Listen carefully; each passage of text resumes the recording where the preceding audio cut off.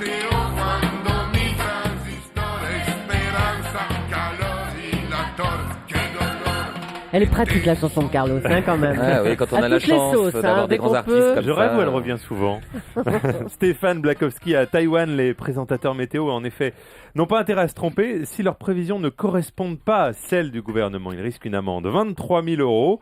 Ça peut coûter cher de présenter la météo à Taïwan. Hein. Mais que voulez-vous, à Taïwan, Guillaume, on se méfie du pouvoir des présentateurs météo, c'est un pouvoir exorbitant. C'est vrai, c'est des gars qui parlent chaque jour, plusieurs fois par jour, à des millions de gens qui gobent leurs paroles.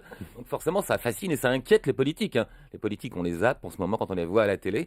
En revanche, la météo de TF1 est l'émission de télé la plus regardée en France. Alors, à Taïwan, le Parlement a décidé d'encadrer ce pouvoir exorbitant et les présentateurs doivent répéter la météo officielle, sinon amende, voire pourquoi pas prison. Ça paraît exagéré, mais en même temps, il y a aussi des présentateurs météo qui exagèrent, notamment le professeur Wang qui fait des prévisions sur Internet. Alors, il a sa méthode, hein, il n'utilise pas les cartes satellites comme Laurent Cabrol. Non, lui, il utilise le tirage de cartes. Bon, alors c'est une méthode discutée par les scientifiques, mais lui, grâce à cette méthode ancestrale, il a prévu un tsunami qui va frapper Taïwan le 11 mai à 10h42 minutes, 37 secondes. Pour vous dire s'il est sûr de son coup, il a prévu la seconde près. Alors, pour le reste, il mollit pas quand il parle d'un tsunami.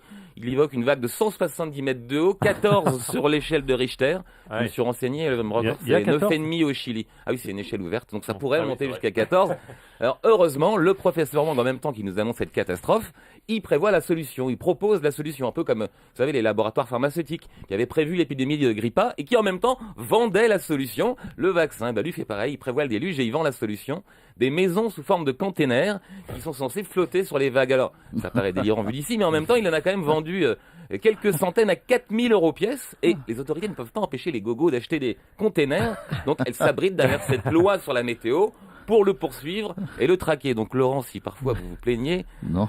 Ce métier est difficile. Sachez qu'à Taïwan, la moindre prévision, la moindre erreur vous vaudrait 23 000 € d'amende. Imaginez que vous êtes né en France. Moi, hein. je propose qu'en revanche, on mette une cagnotte, Laurent. Quand vous vous trompez, vous mettez de l'argent Voilà. dans la cagnotte et on se paye un bon resto. Et en revanche, quand il a bon, eh ben, il a droit à plus 23 000. Ça, c'est avantageux aussi. Normal. Et je crois qu'en ce moment, je serais riche quand même, parce qu'on se trompe pas beaucoup. Hein.